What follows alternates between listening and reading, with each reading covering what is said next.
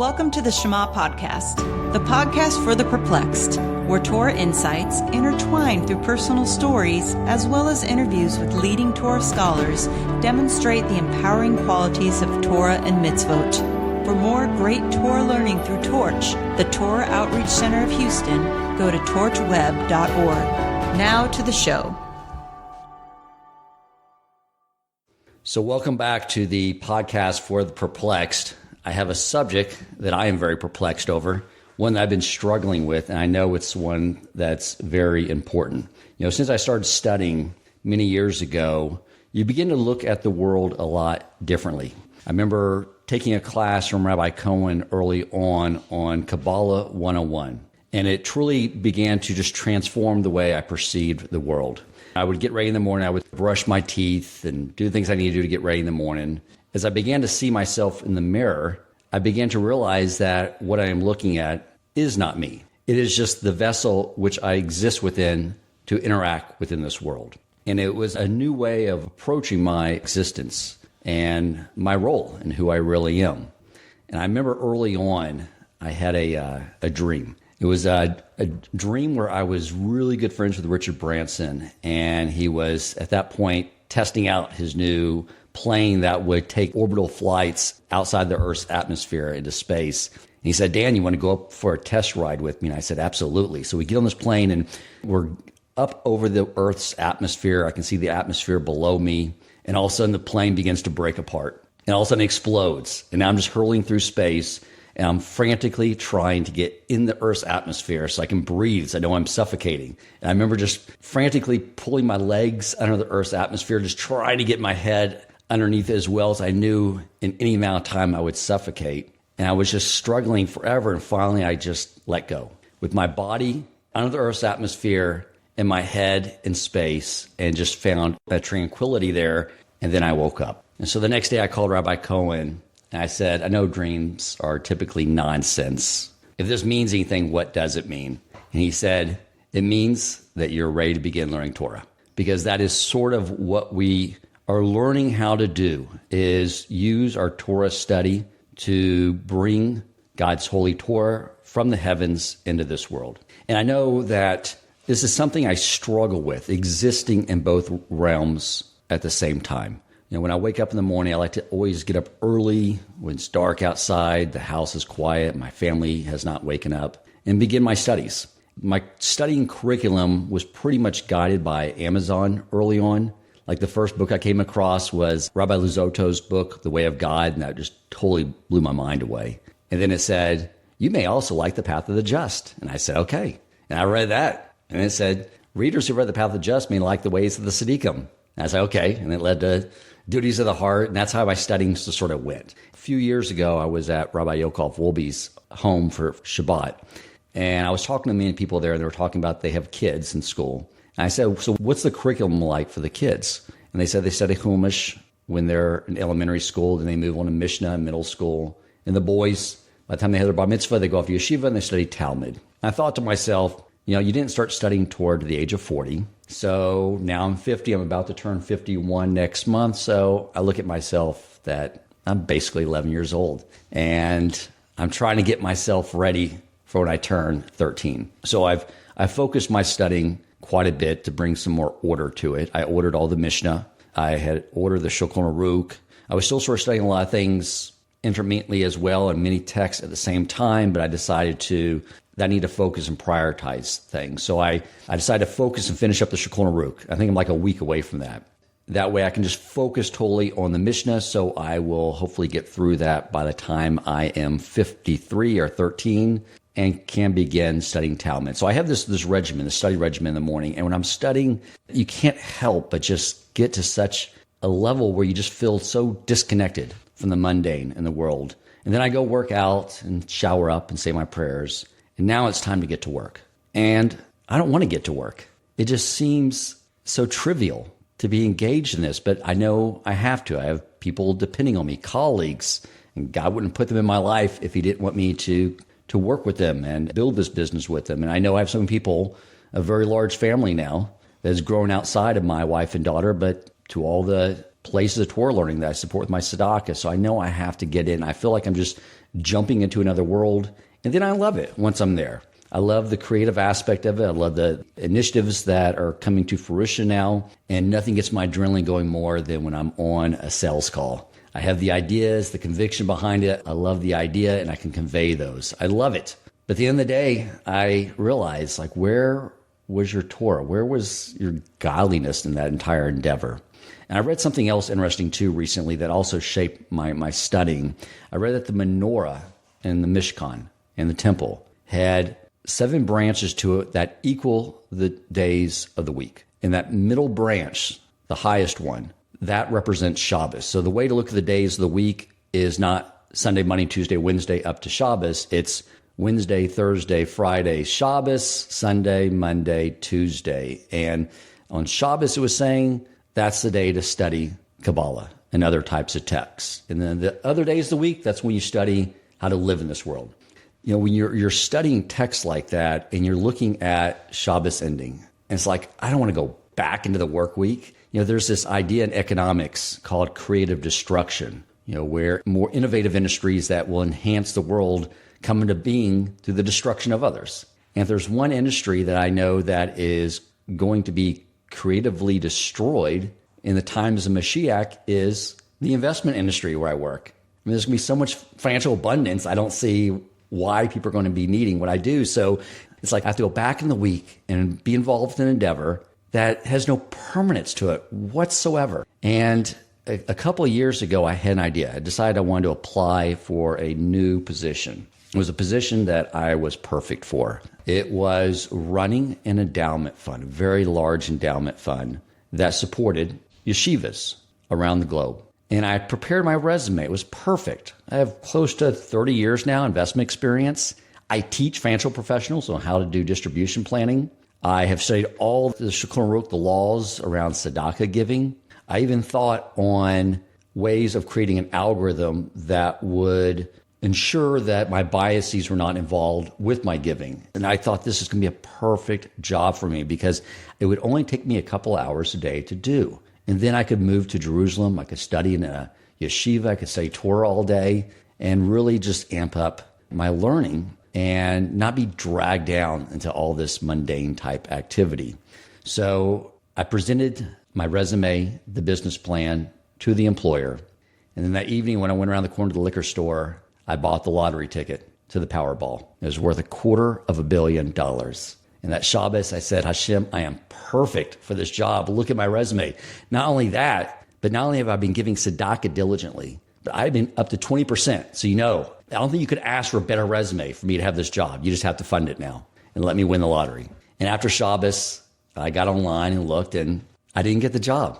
I couldn't figure out, like, why did you give it to some guy that's just going to blow through it, buying a bunch of houses and speedboats and nonsense like most lottery winners do? I mean, this was a great business idea I was presenting to you. I didn't understand why he did not want to give it to me. And I was thinking maybe the money would get to me. Maybe I would not put it in the endowment fund. Maybe I would use it for myself. I don't know, but I was very distraught over this, why he would not give me this job.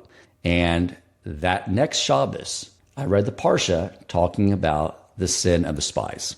And that gave me my answer because the Jews were in the wilderness, living in this world that I sort of want to live in, where they just studied Torah, had all their needs provided to them by God. And when God said, now go into the land of Israel, I totally empathize on why they said, we don't want to go. And they were punished for that because God needed them to go in the land of Israel. And it did happen 40 years later. And I think that is a big part of all of this, is that we are supposed to bring our Torah with us into the world.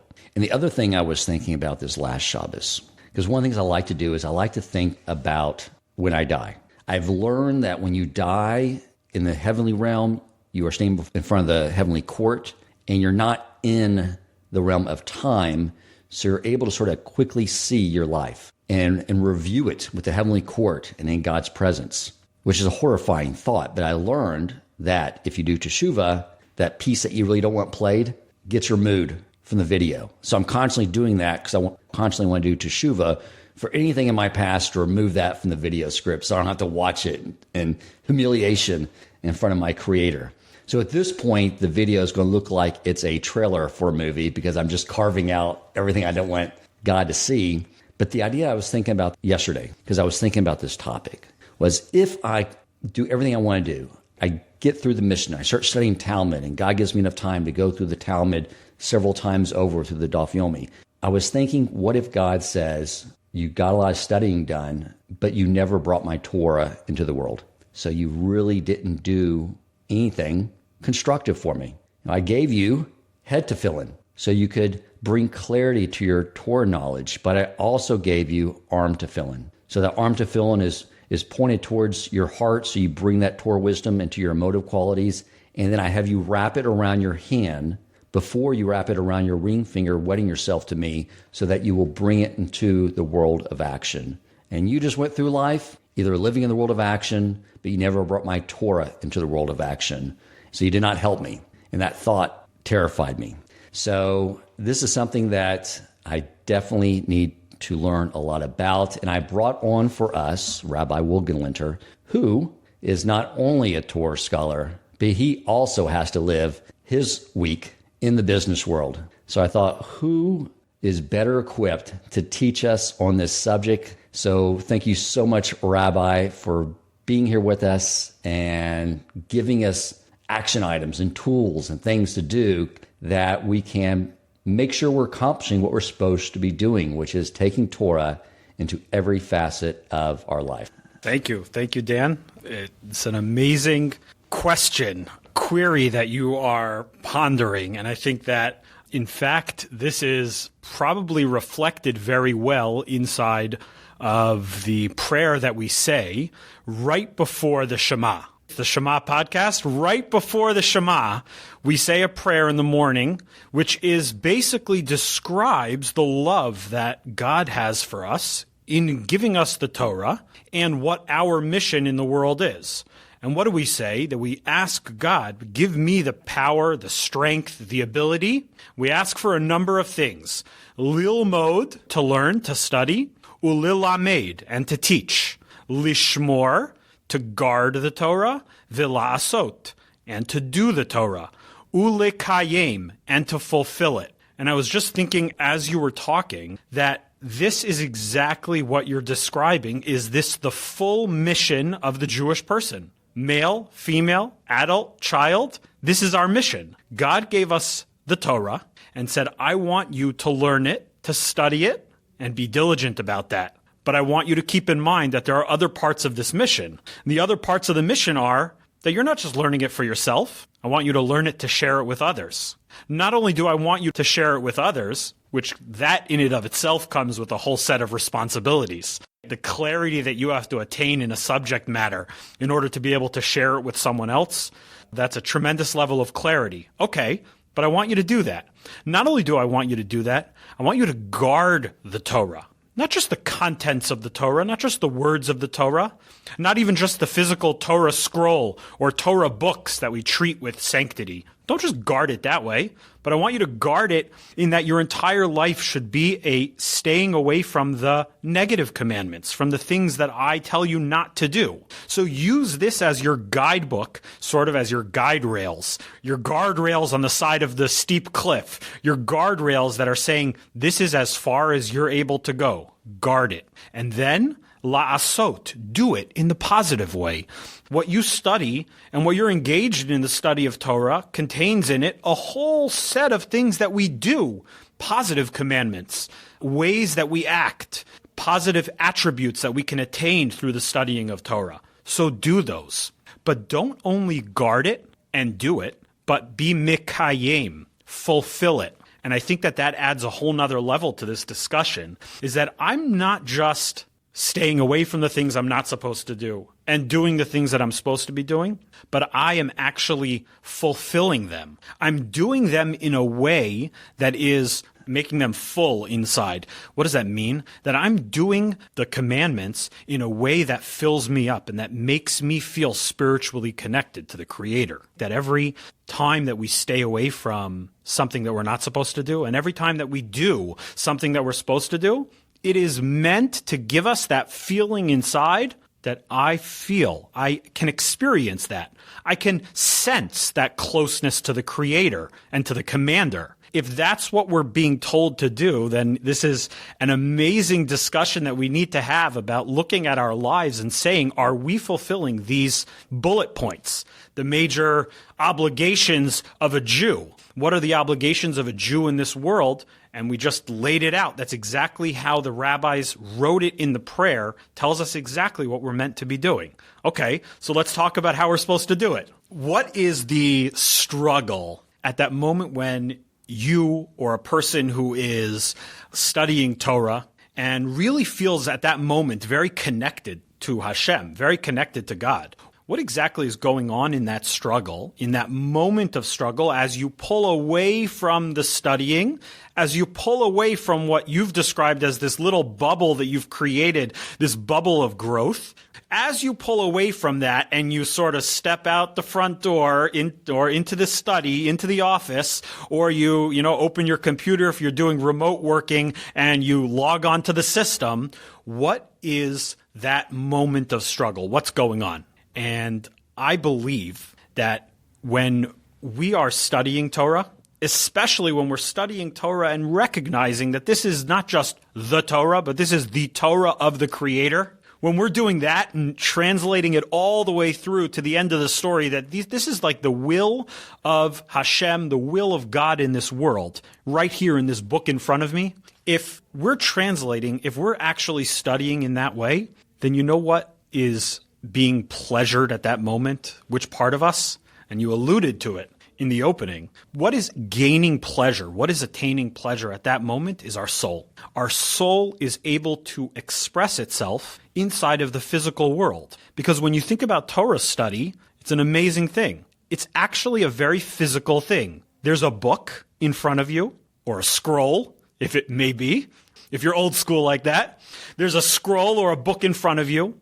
You're studying words that are written in ink. These are all physical things. And what tool are you using to study those? Your brain, the hub. This is command center of your body. Right? And we always talk about a physical side of us, that's our body, and a spiritual side of us, that's our soul. And yet here we're engaged in a very spiritual activity, studying Torah, the Torah of the Creator, and we're doing it with our very physical side. And what the rabbis tell us is that, in fact, that moment of studying Torah is the moment that our soul is able to express itself inside of the physical world. Without the study of Torah or the accomplishment of doing a mitzvah, without doing those things, the soul would be like you buy a piece of land that has no streets going to it. The value's pretty low. That's our soul. Our soul is like locked inside of our body with no ability to interface with the world. And the rabbis tell us that the soul's moment of ability to be expressed and to come out into the world, that moment is the moment of studying Torah.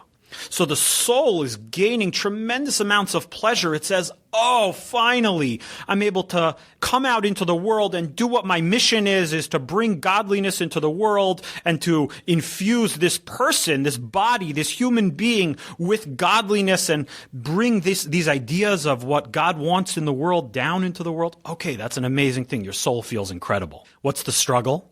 The struggle then when we stop the study and we go to work, or we stop the study and we go give our kids a bath if they're that age. Or we go sit down at the computer and work through a math problem with our kids. And we work through something, try to help them out. Or we help our kid apply for a credit card. We help our kid get a car. We help our kid apply for a job. We go out into the world. So we go to work. We do all these things. The mistake I think we make, and we'll talk about it, but the mistake I think we make is that we think we're stepping away from that moment of spirituality. But I think that what we need to understand is that we were put into this world. You mentioned it. I mean, you basically said it. You didn't mention it. You said it. We were put into this world to bring godliness into the world in every situation that we are in. So if we're able to focus and study Torah for a time period, for a certain amount of time, okay, beautiful. That's an easy way for the soul to express itself. But there's another way. And that is following the words that we studied, applying the concepts that we learned about. going and living a life of Torah. A life of Torah doesn't necessarily mean living a life that is 24/7 the study of Torah. Living a life of Torah actually means going and living a life according to the Torah values. Think about a guy who goes to work from two different viewpoints, and he's the boss. Under him, he may have, 5 employees. He may have 10 employees. He may have hundreds of employees. Okay, he's the boss. He's on top. Now, how many interactions with employees does this person have every single day? Doesn't have to be the boss. He could be a guy, middle management. Okay, so he has people on the same level as him in other departments that he interacts with. He has his own team. He may have superiors that he has to interact with. And how many interactions on an average day does that person go through? It's probably hundreds of interactions. And if in every interaction that person is focused on, can I be the best person that I am able to be according to how the Torah's values would want me to react or act in any situation, then what you're actually engaged in is not a simple mundane task of telling the person who answers the phones that, you're not really doing a great job with the customers who are calling in. You remember, you're the face of the company. Think about, you could say that in two different ways. You could say, listen, if this doesn't change, you're out of here. Or you could say to them, can I motivate you to be greater, better? Can I motivate you? And this is simple management skills that a person needs to have. But I think that a lot of these, if you look at the lessons that we learn from the Torah, all of these are contained within the Torah. So you talk about interacting with people in the right ways. Well, the only way that we know how the Torah would want us to act in that way is by studying Torah. So it's obvious that we need to put in the time to study character development. Here I'm using the example of character development. We sit down and study Musar. We study how to be a big person, how to be a great person. Okay, amazing. Now you're a great person up here in your mind. You're a great person in your mind because you've really thought about these things. Okay, now go be faced with a challenge. Now go be sitting at your desk when someone comes in and says, uh-oh, I don't know what happened, but, and they fill in the blank. Let's see how great a person you are then. I was thinking, just in personal interactions, when you talk about Musar, but you could move that a further level. Talk about Lashon Hara. We study the laws of slander, talking about other people, and you can really get into the nitty-gritty when you study it on one hand of what you're allowed to say, what you're not allowed to say. My rabbi, Rabbi Berkowitz, made a comment. People think that after you study the laws of Lashon Hara, and there are books full of what you're allowed to say, what you're not allowed to say. People think that after you study that, you can't talk anymore. You can hardly say anything. I mean, you have no ability to talk. You have this muzzle on you, that the Lashon Hara muzzle, and now you can't talk about anything. And he said, no, actually, it's very freeing. He felt that after studying the laws, it was very freeing. It freed him, gave him the ability to talk without any guilt, knowing the perfect system that the Torah wants for what we're supposed to talk about, how we're supposed to talk about it, how in every situation when it involves other people, what is supposed to come out of your mouth. It was very freeing. Okay, so now you go in the office and someone comes in and says, did you hear what that guy did? Now, you have clarity in your mind, and at that moment when you make the correct decision about what to talk about, or about to say, it's okay, I don't really need to know, or maybe you'll tell me later, or the guy comes in and says, I got to tell you the best story about the lady at the front desk, and you're like, it's okay. So what you've now done is you've elevated that moment in time to a spiritual moment. You've overcome possibly a temptation to talk about something you're not supposed to, or you have engaged in talking the way the Torah wants you to talk about. The idea is that the soul is placed inside of our body, and we're very good at training our brains to study Torah and to engage our brains in a spiritual activity. What about the rest of our body? God gave us hands. God gave us legs. God gave us reproductive organs. Can we train our entire body to be engaged in spiritual pursuits? Can we do it? It's a challenge. But that means if we're able to stand up to that challenge, that means, in essence, every moment that we are engaged in that struggle, every moment that we're engaged in the pursuit of the perfection so that our body is able to serve God with these moments in time, that means that every moment is actually a moment of spirituality. It's a moment of, like we talked about in the study of Torah, where the idea was to connect it all back to God. Then in every action that we do, if it's a spiritual moment, it's a moment in time that's connected back to God. That connects me to God, that connects God to that moment. It is definitely true that the moments in time, as I'm describing, can be used as spiritual moments of spirituality. But it's really more than that. I want to take it to another level. When your heart and mind is on fire, desiring to attain more knowledge of God through the Torah, more knowledge of how the world works, how I work, how my spirituality works, what God desires in every moment. When I'm on fire for that, other pursuits seem silly. They almost seem like a waste of time. And that is a challenge. But if you think about it, we were also put in this world to be able to, in everyone's situation on their own, but to be able to support a family and to work on supporting a family, to work in order to give tzedakah, to work in order to do positive things with our money, be productive, make the world a better place. That is a Torah value, to simply improve the world. God gave us all the tools and says, okay, now get to work. Now it's true. Adam, in the Garden of Eden, didn't have to work before he ate from the tree. Even though the Torah there mentions that he had to be oved, le'avda, to work the garden, the commentaries explain that obviously what it means is that he would pray, and that was the extent of his work. He would pray that things would grow and they would come popping out of the ground. Well, we don't live like Adam before the sin. We are part of the world, human beings after the sin. And that's a bigger discussion about what exactly changed when they ate from the tree of knowledge of good and evil. But just to say it in one line, what changed was that we were given, it was a curse for Adam because it was a change in the way the world works. But we were given the opportunity to go out and improve the world through our hands, our feet, our bodies, our minds, and to use those tools to improve the world. So when a person thinks about that, I think that it changes your focus when you go to work. I'm not just going to trade some stocks. I'm not just going to do some wealth management. I'm not just going to stock the shelves at the store. Rather, what I'm doing is I'm going to be engaged in, number one, supporting myself and my family.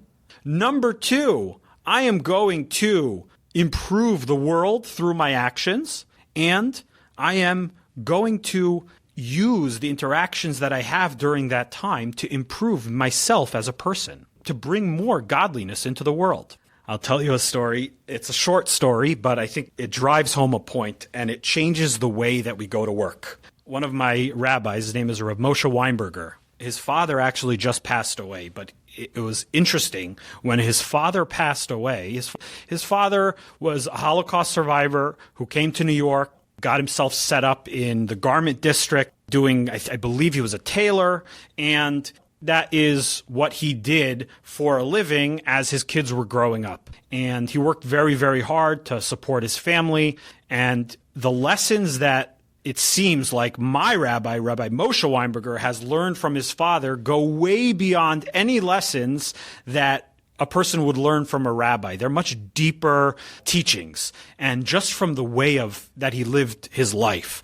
And recently he shared a story. He said that he was trying to explain the idea that when we go to work, we have to remember in the back of our mind that the work is important for other reasons. Not that the work is the reason why I go to work, just to do the job, but that the work is important because I'm improving the world and I'm supporting my family and my kids are depending on me. The work is important for other reasons. And so he said that growing up, when he would call on the phone to the store where his father was working for anything, it didn't matter. His father would stop everything.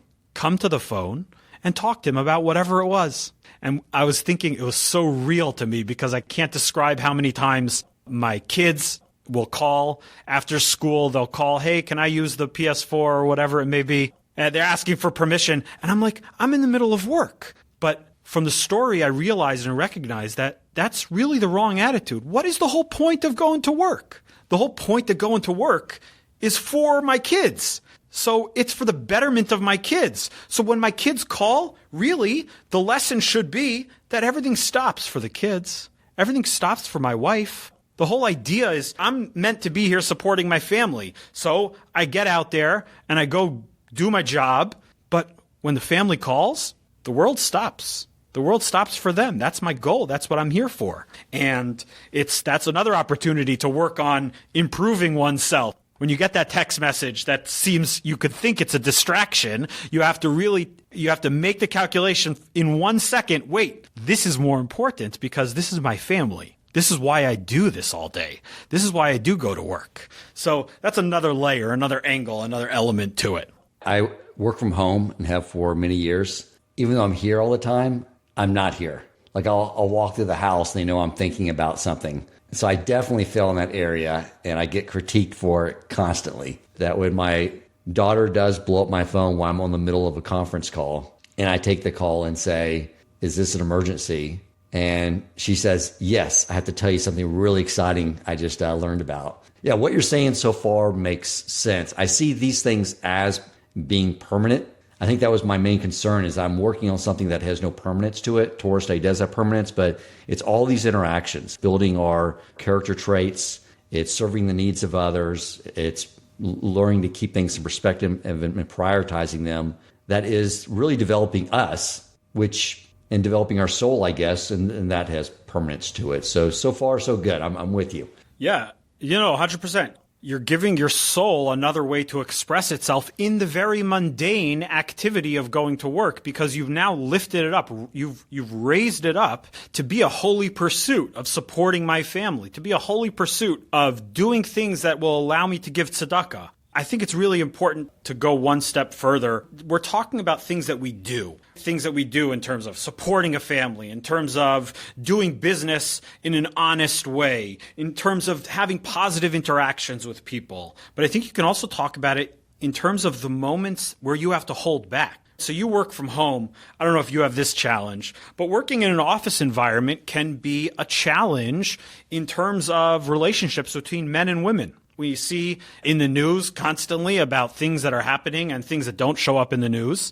We see stuff that happens, and it can create a challenge for people to remain faithful to their marriage. It can create a challenge for people to be careful with what they look at and who they discuss what with. If you're sitting in the study hall all day long, and your head's in the book, when do you ever have an opportunity to exercise the fact that you are living a life full of being holy? When do you get to exercise that? And the only way you get to exercise that is you go out into the street, or you go to work, or you go to the office, or you go to the store. So you might be engaged in a very mundane thing, but in fact, by holding back, by living a life of being a holy person, by only looking at things that you're supposed to look at, by only discussing things in an appropriate way, by only putting yourself in a situation, not putting yourself in private with people who you're not supposed to be secluded with. By doing those things, you are engaged in being a holy person. That we know there are parts of the Torah that are full of commandments where God says, I want you to be holy. Be a holy people. Be a holy people. How do you be holy? What do you mean? You want me to just sit a bookworm? You want me to just sit with my head in the book? It's a very high level. It's very beautiful. But when you get out there and you're tested, are you able to stand up to the test? Well, that's the world we live in. Let's see. And you're going to fail, and then you're going to do it again, and you're going to try better. You're going to try again. And we can constantly be engaged in things like that. When we do business honestly, there's another level. When we do business honestly. So everything that we learned in terms of doing business, and there are tractates full of it. There's a whole section of the Code of Jewish Law full of how to do business honestly. Business law. And When we go and engage in honesty in our business practices, honesty, doing it ethically, that is exactly the way that God wants us to be interacting with the world. And in fact, we are allowing that holy part of us, the soul, that spiritual part of us, to express itself through these both positive actions that we take and the things that we hold back from doing, the things that we control ourselves from doing. One of the things I have benefited from in my business interactions is once I learned that all my income comes from God and that I don't actually get to close a sale or a deal. That's all coming from God. That has been very freeing because then I know I can go into every one of those interactions with a little more gumption. I know I'm just presenting myself at the best possible. I can be a little more fearless in it. And I guess that is also what you're saying is bringing Torah in the world because you're bringing a sense of emunah into all those types of situations. 100%. Emunah is the main thing. Emunah is the basis of everything that we do. And so when we go out and we act in a way that says this is how a person who is a ma'amin, who is a believer, a person who believes that God is running the show, and a person who has bitachon. Bitachon, in modern Hebrew, it's means like a security service. But when you have God as your security, as your bodyguard, are you afraid of anything? Could you possibly be afraid of any situation? You have to knock on that door and you're going to have to go pick up that phone. You're going to have to make that cold call. Can you possibly be afraid? It's not just you on the phone. There's a conference call. It's you, God, and whoever you're calling. So now you have the confidence to go into any situation. This is where God put me. This is the situation that he wants me to go into. I'm going to go in with full confidence. And life gives us tremendous amounts of opportunities to work on believing in God, trusting in God, relying on God. It gives us tremendous amount of opportunities, and that is all part of why we are engaged in the world, why we're interacting with the world. Why don't we, in general, on the mass scale, sit ourselves in the study hall or in our office and sit with a book and just study Torah all day? It's a very high level. That's an amazing thing if a person's able to do that. But what I'm trying to bring out is that there are benefits of actually engaging in the world. There is holiness and spirituality waiting for us in every situation that we're able to bring out through just regular day-to-day activities, whether that be work, recreation, time spent with the family. We're able to bring out those moments of holiness in our entire lives, throughout our entire lives. One of the things I did change back when coronavirus started was I decided that my musar needed to be that I wanted to fear God more than I feared this virus. And so one of the things I flipped on a dime was I started wearing my yarmulke everywhere. I used to just do it on Shabbos when I was here and then when I go to your side of town. And it does act as a constant reminder that God is hearing everything that's about to come out of my mouth. So it does give a sense of making sure you're saying everything with total truth and just using your power of speech in a way that he would find pleasing. That's exactly right. I remember growing up, my mother, and I grew up in San Diego, so I grew up out there. There were not a lot of religious Jews walking around, definitely not dressed as, a lot of people dressed with yarmulkes or tzitzit walking around. But the number one thing that she wanted us to know before we went into a store, before we went to the amusement park, before we went to a playground, the number one thing she wanted us to know was make a kiddush Hashem, sanctify God's name in this world. And it sounds like a tall task, but I remember her drilling it in from when we were very, very young. She would always say, okay, guys, we're going into the store. She didn't say behave. She didn't say don't get the gimmies. Well, maybe she said those two also, but that was afterwards. But what was her main lesson? We're going into the store. Make a kiddush Hashem. Sanctify God's name in the world. Let people look at you and say, wow, that's what it means to be a person who wears a yarmulke. That's what it means. Look at how those kids are behaving. That's a lesson that I feel like we need to tell the kid inside of us all throughout the day. Just make a kiddush Hashem. Just make people look at you and say, wow, that's what it means to study Torah? A person who lives like that, a person who talks like that, person who interacts with me like that, they say, wow, that is impressive. That's what it means when you're bringing godliness into the world. That's called a kiddush Hashem. You are sanctifying God's name in the world. People say, this Jewish guy, it's not just a yarmulke on his head because that's how he was brought up or not brought up or that's what he decided to do. That yarmulke on his head is actually doing its job. You know what the word yarmulke means, right? Yare malka, yarmulka means the fear of the king. So it's very appropriate that that's what you should choose in terms of exercising your fear of God over the fear of Corona. That fear is beautifully translated to the yarmulke. When I go out here in Kingwood, Texas, where the yarmulke, yeah, they've probably seen that before, but the seats, they've never seen that before. But I know I'm representing the Jewish people. I'm representing God, and I'm way more cognizant on how I'm behaving, being polite to everyone. I just know it naturally just occurs because I think that alone has actually helped me over the last few months since I've been doing that, making those mundane activities, if you will, bring some of that Torah and that godliness into it. Beautiful, exactly. I love it. I want to give you a blessing. It's fresh. You're walking around with it. It's fresh. You feel the responsibility on top of your head.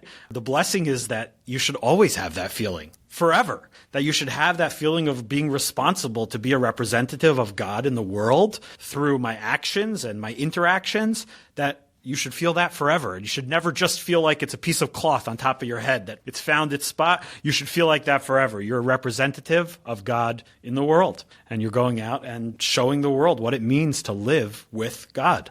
It's a beautiful thing. Normally, I travel, and that's where a lot more of the tests occur. Traveling to conferences, and you want to have a drink at the bar, and there's crude conversation going on, or there's women there. There's more tests there. And that's why I'm sort of jealous of the full-time yeshiva student, because they can just hide out from all those potential mishaps. It's nice, but you have to remember that getting out there and being tested is the way that you grow. And meeting the challenge is the way that you grow into perfection. Running from the challenge is also a method that we do use at times, right? Running away from the challenge. But our lives are such that we are challenged with many, many things. So that's how we grow. We become great through those challenges. I think the way I'm going to approach this now, because one of the things I've done my entire life is I lift weights in the morning. Something my grandfather got me into because parents were always moving every year, and I was always the new kid, the smallest kid, and only Jewish kid. So working out, learning how to fight was a skill set my grandpa wanted to make sure I had for dealing with my first week at the new school. But I've kept that habit with me. But now I always sort of look at it as a metaphor of the horse and rider. You know, that you are in control, your body works for you, you're doing what's in its best interest. And that whole concept of you're getting physically stronger by you're adding on more resistance. And I think what I'm going to do after this conversation is I'm going to approach all those work interactions like a Musar weightlifting exercise routine. And I'm going to mess up. I'm going to lose my patience maybe with coworkers when things aren't getting done on time, but I'm going to get better at it. I'm just going to learn how to be more patient and make sure I'm talking to people in a way that builds them up. And just, I think maybe approaching it that way. Take that one habit I have of weightlifting every morning and then take it into like a Musar workout in all my interactions throughout the day. Love it. Love it. Keep a log. Make sure you keep a log. Like for weightlifting, when you say I'm going up 5 pounds every week, you got to know where you are, or you're going to add some on the next time you're doing it. The next time it's leg day, you're going to go up. Where was I again? Keep a log, keep a note. So you have an interaction that doesn't go great, jot it down in your Musar logbook and check yourself. And when you study something on the opposite side of that page, I think it's worthwhile. When you study something, you're like, oh, that's awesome. So I just learned a whole chapter about patience or about how not to be lazy. Well, can I translate that into the real world? Can I give myself a test this week to find 3 times when I could possibly lose patience and I can overcome it, or even 1, right? You don't want to put on too much weight, right from the beginning. But can I find 1? Can I find 1 and then exercise that muscle that you just studied about? You just studied about the muscle of patience, or the muscle of not being lazy, or the muscle of being kind. Okay, can I find, and at the end of the week come back and do my check boxes? Yes. I worked out my kindness muscle, my patience muscle. I think it's beautiful. Check, but make sure you keep a log. Take what you learn and make it applicable in a way that's very, very real. Look for opportunities to apply what you study, especially in character development. Look for opportunities to apply what you're studying, and then come back at the end of the week and say, how'd I do? How many times did I get to the gym of patience? How many times did I get to that gym? And use that as a way to grow. Yeah, definitely. Okay, that's a great idea.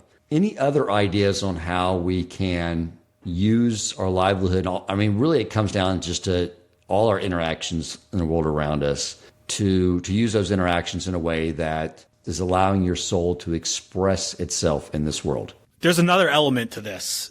When we're on fire in terms of studying and in terms of attaining more Torah knowledge, we talked about how we can use that knowledge in our day-to-day interactions, and that's amazing. But there's another thing, is that when we're on fire and then we are pulled away from it, something that you love, you almost feel drawn back towards it when you're away from it. They say that when you know something is really enjoyable, when you know an experience is really enjoyable, is when you are almost finished with it, but you don't want it to be finished. An example that they give, I think it's the most beautiful example. Many people have the custom to bless their kids on Friday night, to give their kids a special blessing on Friday night. It's a beautiful custom. But could you imagine a parent who, in the moment that they are there with their hands hovering over their child's head and praying silently that their child should have success in their life and should be able to overcome their own challenges, and they're giving them the most beautiful blessing. At that moment when they're giving them the blessing, can you imagine a parent wanting to be like, I wish I was anywhere else in the world?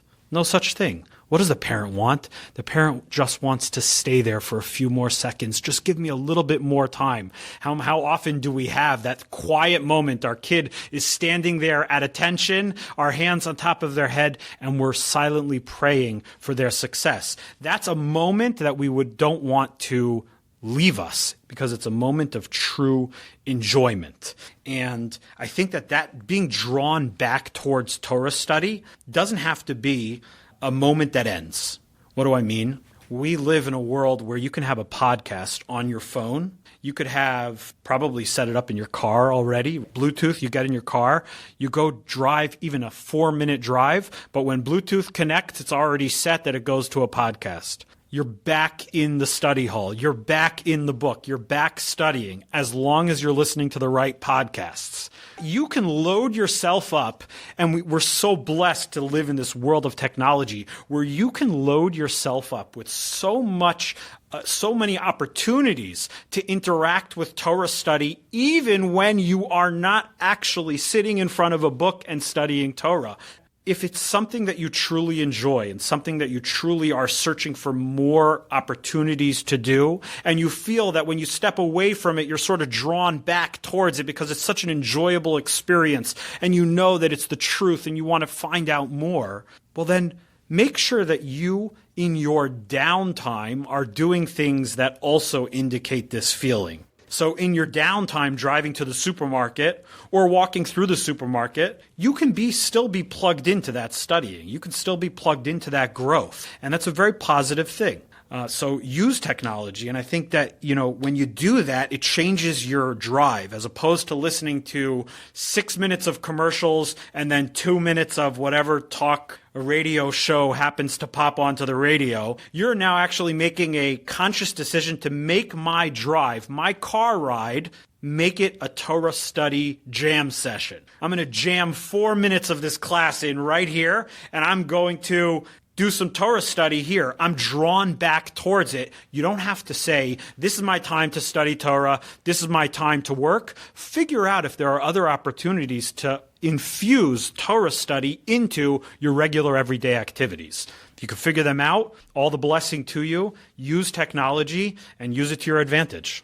Thank you, Rabbi. I'll close by sharing with you the story back when you were teaching Musar out at the shul out here in Humble. And you had taught a class, and part of the Musar subject was on learning how to be present, knowing when to be internal, and contemplative, which is where I spend most of my time by default. I think I'm a natural introvert. But then knowing when to be present in the world around you. I remember I was thinking about it the entire way home. I pulled over to the gas station, got some gas, went in to get some water.